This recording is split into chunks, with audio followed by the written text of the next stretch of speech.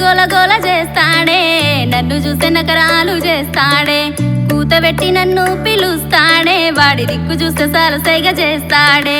ఎవడే అతగా